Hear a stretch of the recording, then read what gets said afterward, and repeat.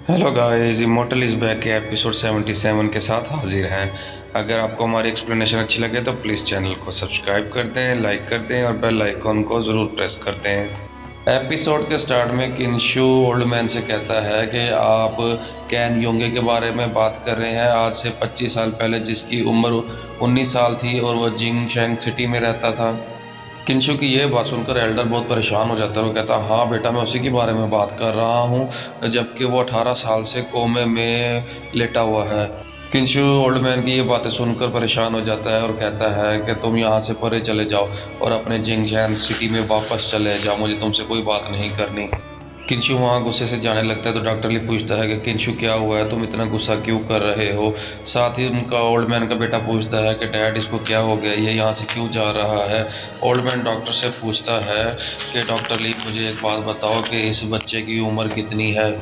Doctor Li old man को बताता है कि अगर मैं सच बताऊं तो इस साल किंशु 18 साल का हो गया है। ओल्ड मैन कहता है, क्या 18 साल का हो गया है। साथ ही ओल्ड मैन अपने बेटे को इशारा करता है और कहता है कि जल्दी जाओ, उसके पीछे भागो और उसको जल्दी से यहाँ पर मेरे पास लेकर आओ। बेटा कहता है, अभी डैड मैं उसको यहाँ पर लेकर आता हूँ। साथ ही उसको लेने चला जाता है। ओल्डर सोचता है कि किंशु में कोई शक नहीं है कि वो हमारी फैमिली का ही हिस्सा लगता है और वो बिल्कुल मेरे बेटे योंगे की तरह ही नज़र आता है। थोड़ी देर बाद ओल्ड मैन का बेटा वापस आ जाता है, कहता है कि वही बहुत ज़्यादा भीड़ थी, इस वजह से मुझे नज़र नहीं आया, वो चला गया। ओल्ड मैन अपने बेटे को कहता है कि मुझे इसकी सारी मालूमात चाहिए और इसकी फैमिली क्या है और ये कहाँ पर रहता है, और ये सारी मालूमात मुझे तुम 1 घंटे के अंदर लाकर यहाँ पर दोगे। साथ ही किंशु अपनी गाड़ी में बैठकर वहाँ से स्पीड से निकल जाता है और फिर किंशु अपने मोबाइल निकाल कर वहाँ से बात करता है और कहता है कि मॉम, मैं ना दादी के घर जा रहा हूँ और मैं वहाँ जाकर आपसे बाद में बात करूँगा। किंशु सोचता है कि मेरा बाप 18 साल से कोमे में था, शायद इसी वजह से वो हमसे मिलने नहीं आ सका। शायद इस किंशु की पिछली मेमोरी बचपन की दिखाई जाती है। माँ छोटे बच्चे किंशु को कहती है कि मैंने तुम्हें कितनी दफ़ा कहा है कि तुम अपने दोस्तों से लड़ाई मत किया करो, तुमने अब दोबारा से अपने दोस्तों के साथ लड़ाई क्यों की है। किंशु बताता है अपनी माँ को कि मेरे दोस्तों ने कहा था कि मैं बगैर बाप के कमीना हूँ और मेरी माँ एक बुरी औरत है। साथ ही मैं गुस्से में आकर उनको मारने लग गया था। किंशु की माँ किंशु को समझाती है कि नहीं बेटा, ऐसा कुछ नहीं किया करते। किंशु माँ से कहता है कि मैं जब भी माँ आपसे बाप के बारे में पूछता हूँ तो आप मुझे मेरे बाप के बारे में कोई चीज़ भी नहीं बताती। किंशु की माँ किंशु को कहती है कि ये सारी मेरी गलती है, मुझे तुम्हें चिल्लाना नहीं चाहिए था। और साथ ही किंशु गुस्से में आ जाता है और कहता है कि माँ, ये तुम्हारी गलती नहीं है, ये गलती उस इंसान की है जिसने मुझे पैदा करने के बाद हम दोनों को यहाँ पर मरने के लिए अकेला छोड़ दिया था और उन्होंने हमें इतनी तकलीफ़ें सहने के लिए अकेला छोड़ दिया है। माँ किंशु को बताती है कि हो सकता है तुम्हारे बाप की कोई मजबूरी हो, इसीलिए वो हमसे मिलने के लिए यहाँ पर नहीं आ सके हों, वो हमसे मिलने ज़रूर आएंगे। साथ ही किंशु कहता है कि एक जिंगशैन से शहर का एक अमीर तरीन आदमी जो कि सिपाही है और जंगजू हीरो भी है और नामालूम वजूहात की वजह से जिसको घर से निकाल दिया है। माँ, ये तो सरासर घटियापन है। माँ, मैं इस बात को तस्लीम नहीं करता, मुझे तो वो बिल्कुल घटिया इंसान लगता है जिसने मुझे पैदा किया और हम दोनों को अकेला छोड़कर इस दुनिया से वो पता नहीं कहाँ गायब हो गया है। माँ, बिल्कुल भी मैं इस बात को तस्लीम नहीं करता, वो एक घटिया इंसान है। किंशु की माँ ये बात किंशु के मुंह से सुनती है तो गुस्सा आ जाता है और किंशु को एक ज़ोरदार थप्पड़ मार देती है। किंशु की माँ कहती है कि ये कैसे हो गया, मुझे तुम्हें नहीं मारना चाहिए था। साथ ही किंशु की माँ किंशु को कहती है कि तुम्हें ऐसा नहीं बोलना चाहिए, तुम्हें ऐसा नहीं करना चाहिए, आखिरकार वो तुम्हारा बाप है। साथ ही किंशु गले लग के माँ को चुप कराने लग जाता है और कहता है कि माँ, मुझे माफ़ कर दे, मैं आपको तकलीफ़ नहीं देना चाहता था, आप मत रोएं और मैं इतनी मेहनत करूँगा कि आपको इन सारी मुश्किलात से बाहर निकाल दूँगा। माँ, मैं कभी भी आपको तकलीफ़ में नहीं देखना चाहता, मैं आपके लिए इतने सारे पैसे कमाऊँगा कि आपको कभी भी तकलीफ़ नहीं होगी और आप बड़ी आराम से ज़िंदगी गुजार सकेंगे और आप योंगे को भूल जाएं।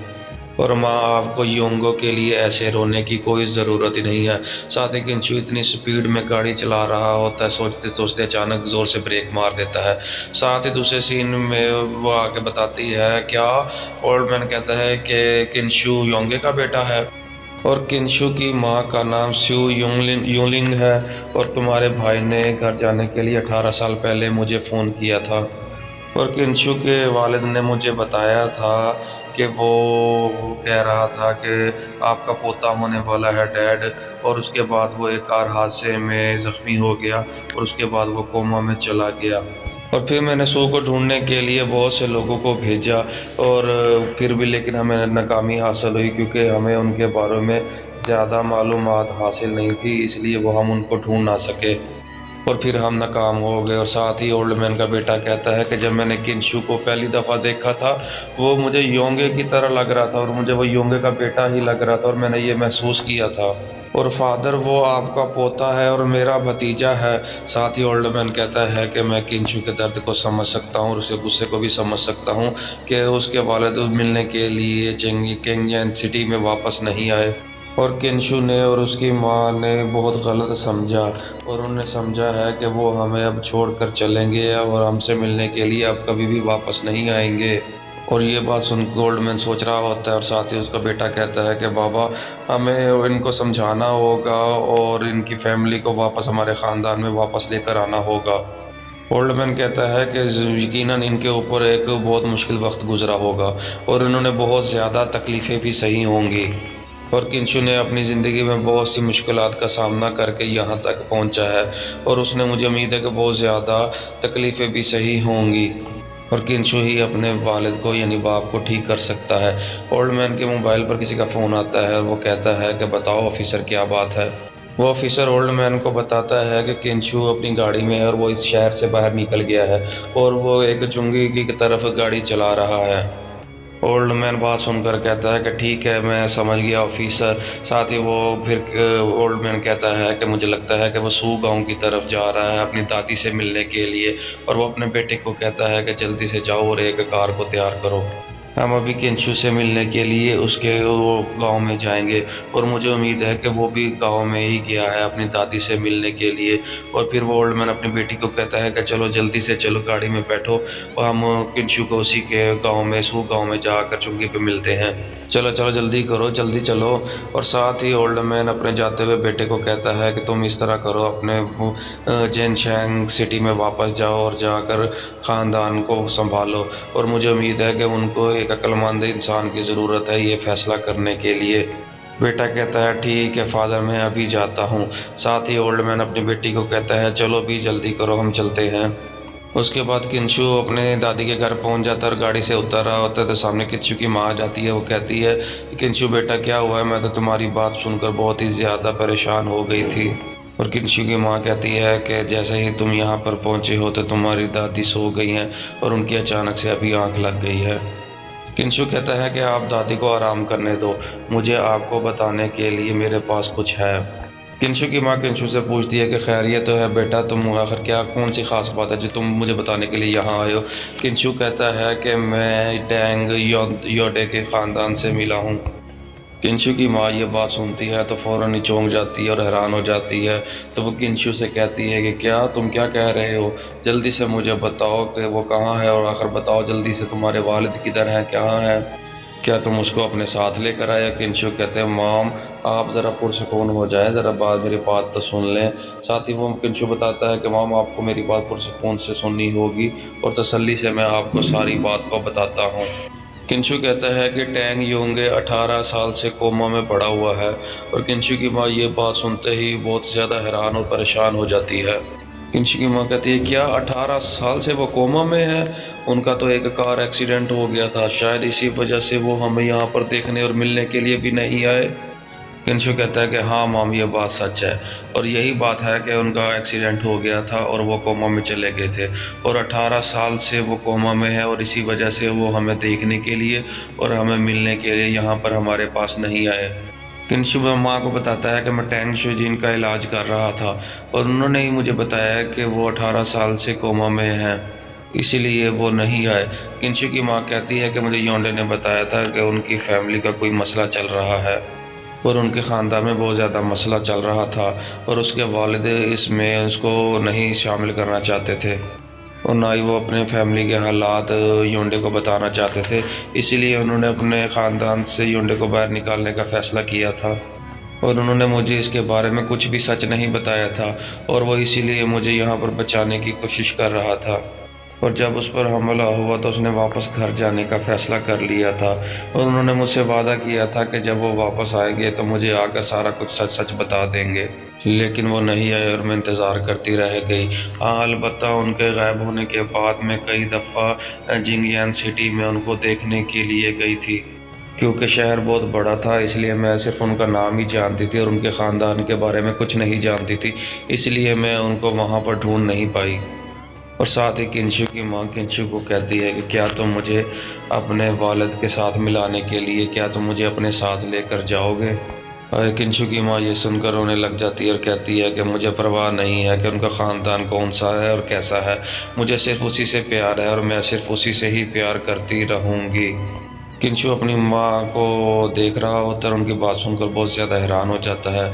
फिर थोड़ी देर बाद बोलता है कि ठीक है मॉम, मैं आपको वहाँ पर लेकर जाऊँगा, लेकिन इस सूरत में कि मैं उस ख़ानदान के लोगों के साथ कोई भी ताल्लुक़ नहीं रखना चाहता। माँ, मैंने सू ख़ानदान में परवरिश पाई है और यहीं पर पैदा हुआ हूँ और मेरा शुरू से लेकर अब तक सिर्फ यही सू ख़ानदान है और कोई भी नहीं है। हत्ता कि जब मुझे उसकी बहुत ज़्यादा ज़रूरत थी उस वक्त हमें छोड़कर चला गया था, लिहाजा मुझे अब उसके साथ कोई भी लगाव नहीं है।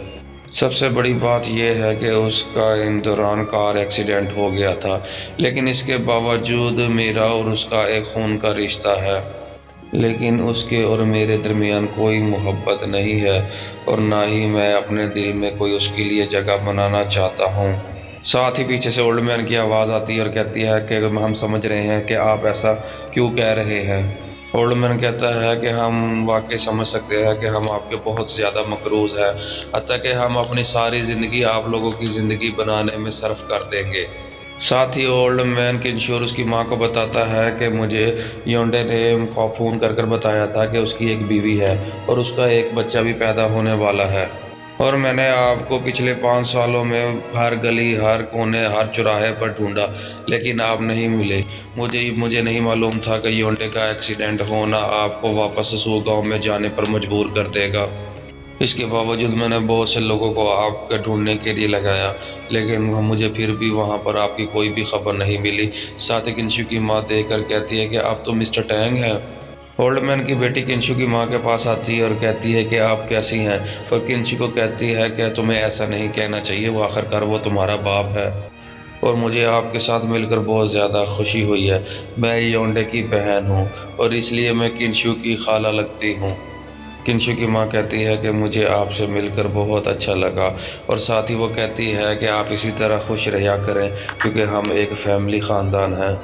साथ ही ओल्ड मैन आगे बढ़कर किंशु के पास आता है और कहता है कि मुझे उम्मीद है बेटा कि तुम हमारी टैंग फैमिली में वापस आ सकते हो और तुम अपनी माँ को लेकर जिंगयान सिटी में वापस जा सकते हो। और एक बात और भी है कि मैं तुम्हें कोई भी फ़ैसला करने पर किसी किस्म का मजबूर नहीं करूँगा, और इसके अलावा आपको किसी भी किस्म की कोई चीज़ चाहिए या किसी चीज़ की ज़रूरत होगी तो आप मुझसे रब्ता कर सकते हैं, और मुझे ये कर बहुत ज़्यादा खुशी होगी। और बराए मेहरबानी करके आप जिंगयान सिटी में एक दफ़ा ज़रूर जाएं और वहाँ जाकर आप अपने एक दफ़ा वालिद को ज़रूर देख लें, और आप जाके एक दफ़ा देखेंगे कि वो जिंगयान सिटी वापस नहीं जा सकता। ओल्ड मैन कहता है कि आप एक दफ़ा चलकर मेरे साथ जिंगयान सिटी में जाकर उसको देखें और वहाँ जाकर आप अपने वालिद को देखें और देखिए कि वो इतने देर से कोमे में लेटा हुआ है, और मुझे उम्मीद है कि तुम वहाँ पर जाकर अपने वालिद को देखोगे और उसकी बीमारी का इलाज करोगे। हो सकता है कि वो ठीक हो सकते हैं। किंशु की माँ किंशु को देख रही होती है कि क्या किंशु ये बात को मानेगा। साथ ही किंशु की माँ किंशु के पास भाग कर आती है और कहती है कि क्या किंशु तुम अपने बाप को बचा सकते हो। किंशु अपनी माँ को कहता है कि मुझे यकीन नहीं है, क्योंकि सबसे पहले मुझे जाकर वहाँ पर देखना होगा, फिर उनकी बीमारी का जायज़ा लेना होगा कि क्या उनकी बीमारी ठीक हो भी सकती है कि नहीं, और अगर वो ठीक होती होगी तो मैं वहाँ पर जाकर उनको ज़रूर ठीक करूँगा। साथ ही पीछे से आवाज़ आती है कि इसको आज़मा कर देखते हैं किंशु। पीछे से किंशु की दादी आ जाती है और किंशु कहता है कि दादी आप उठ गई हो। साथ ही किंशु की माँ वहाँ पर भागती है और जाकर अपनी माँ के गले लग कर रोने लग जाती है और कहती है कि आखिरकार माँ हमने उसको ढूंढ लिया है। दादी ओल्ड मैन से कहती है मुझे उम्मीद है कि आप योंगे के बाप होंगे। साथ ही ओल्ड मैन दादी को बताता है कि बिल्कुल जी मैं योंगे का बाप ही हूँ। दादी ओल्ड मैन को बताती है कि मेरी बेटी वो उस आदमी से प्यार करती है और योंडे वही आदमी है जिससे मेरी बेटी ने प्यार किया। और मुझे उम्मीद है कि आप इस गुजरे हुए वक्त का तसव्वुर कर सकते हैं कि कितनी मुश्किलात में ये वक्त गुजरा होगा। और मेहरबानी कर इस बात को ज़रूर याद रखिएगा कि आपने क्या कहा है। किंशु की दादी उस ओल्ड मैन को कहती है कि मैं इस मुल्क की एक आम सी औरत हूँ। मैं आपकी तरह नहीं हूँ कि एक बड़े ख़ानदान के एक लोग की तरह जो कि बैठकर बहस करते हैं। किंशु की दादी उस ओल्ड मैन को कहती है कि आप मेरे साथ वादा करें और मुझे यकीन दिलाएं कि आप मेरी बेटी के साथ अच्छा बर्ताव करेंगे और मेरी बेटी के साथ अच्छा सलूक करेंगे। और वहाँ पर जाकर कहीं ऐसा ना हो कि तुम मेरी बेटी के साथ बुरा सलूक करो। और एक बात याद रखना कि मैं ये कभी माफ़ नहीं करूँगी टैंग फैमिली को कि ऐसा हुआ तो। ओल्ड मैन किंशु की दादी से कहता है कि मैं आपसे वादा करता हूँ वहाँ पर जाकर ऐसा कुछ भी नहीं होगा, आप मेरा यकीन कर सकती हैं। किंशु की दादी किंशु को कहती है कि किंशु क्या तुम ऐसे वक्त में नहीं आ सकते थे कि जब हम बैठकर बहुत सारी बातें कर सकें। किंशु अपनी दादी से कहता है कि सॉरी दादी, मुझे माफ़ कर दो, मैं नहीं आ सका क्योंकि मैं बहुत ज़्यादा मसरूफ़ था। मेरा भी दिल चाह रहा था आपसे मिलने को और आपके पास बैठकर बहुत सारी बातें करने के लिए। दादी कहती है कि कोई बात नहीं किंशु, ऐसा कोई मसला नहीं है। तुम्हारी माँ ने मुझे बताया है कि तुमने अपने दादा की किताब पढ़कर तुमने बहुत कुछ साइंस में हासिल किया है, बहुत कुछ सीखा है और आपको एक अच्छा डॉक्टर बनाया है। अगर वो ज़िंदा होते तो तुम्हें देखकर बहुत ही ज़्यादा फ़ख्र महसूस करते। दादी कहती है कि किंशु से कि अब जल्दी करो और जाकर अपने वालिद को जाकर देखो और उनको जाकर देखो कि उनकी कौन सी बीमारी है और क्या वो ठीक हो सकते हैं कि नहीं हो सकते। और जितना भी काम है आज तुम्हारी माँ के लिए तुम उसको छोड़ दो कि तुम्हें पता भी है कि तुम्हारी माँ ने इतने सालों में तुम्हारे लिए क्या किया है और इतना कुछ कैसे सहा है। किंशु दादी को कहता है कि दादी आप परेशान ना हो, मैं समझ गया हूँ कि आपके कहने का क्या मतलब है, आप बिल्कुल भी मेरी तरफ से परेशान मत होना। किंशु की दादी कहती है मिस्टर टैंग, अब आप मेरा बेटा किंशु वहाँ पर जाने के लिए तैयार है और वो जाकर वहाँ पर अपने बाप को देखेगा और उसको अच्छी तरह चेक भी करेगा। ओल्ड मैन कहता है कि आपका बहुत बहुत शुक्रिया, हम अब हमें यहाँ से जाना चाहिए, बहुत देर हो रही है और हम वहाँ से जैसे ही फ्री होंगे तो मैं आपसे मिलने के लिए यहाँ पर ज़रूर आऊँगा। ओल्ड मैन कहता है कि चिंगयान सिटी यहाँ से 600 किलोमीटर दूर है, चलो गाड़ी में जाकर बैठो और गाड़ी चलाओ। किंशु उनको देख रहा होता है और वो चुप करके खड़ा होता है, आगे से कुछ भी नहीं बोलता। किंशु कहता है कि आप गाड़ी चलाकर आगे चले, मैं और मेरी माँ पीछे गाड़ी में बैठकर आपके पीछे पीछे आ जाते हैं और साथ ही वो गाड़ी में बैठने लगते हैं। तो किंशु कहता है दादी आपका बहुत शुक्रिया और जब मैं वापस आऊँगा काम ख़त्म करके तो मैं आपके साथ बैठ कर खूब बातें करूँगा और प्लीज़ आप मेरे लिए अच्छे अच्छे खाने बना कर रखना, फिर हम दोनों बैठ कर खूब गप्पे मारेंगे और खाने खाएँगे। दादी किंशु की यह बात सुनकर हंसने लग जाती है और किंशु को कहती है बेटा कोई मसला नहीं, तुम जब भी आना मैं तुम्हारे लिए अच्छे अच्छे खाने बना कर रखूँगी। और साथ ही किंशु अपने कज़न को कहता है कि अभी तुमने यहीं पर दादी के पास रहना है और तुम अपने यहाँ पर रहकर दादी का ख़ास ख्याल रखोगे। कज़न कहता है ठीक है भाई, मैं यहीं पर रहूँगा और दादी का ख्याल रखूँगा। किंशु माँ को कहता है चलो माँ चलते हैं, अब यहाँ से बहुत देर हो रही है। और साथ ही हमें किंशु की और उनकी बाकियों की गाड़ी जाती हुई दिखाई जाती है। किंशु खामोशी से बैठा गाड़ी चला रहा होता है, कुछ भी नहीं बोल रहा होता और किंशु के साथ किंशु की माँ भी बैठी हुई होती है। ओल्ड मैन अपनी बेटी को कहता है कि वो वाई को फ़ोन करे और उसे कहे कि घर पर जल्दी पहुँचे, हमें बहुत सारे काम है। उसकी बेटी अपने बेटे को फ़ोन करती है और कहती है कि तुम किधर हो। वो पूछता है कि वाई पूछता है मॉम क्या हुआ है। वो कहते हैं मुझे तुम्हारे भाई का बेटा मिल गया है जो कि चिंगयान सिटी से है। ये सुनते वो हैरान हो जाता है कि क्या। इसी के साथ ही हमारा एपिसोड 77 यहाँ पर एंड हो जाता है। अगर आपको हमारी एक्सप्लेनेशन अच्छी लगे तो प्लीज़ चैनल को सब्सक्राइब कर दें, लाइक कर दें और बेल आइकन को ज़रूर प्रेस कर दें। शुक्रिया।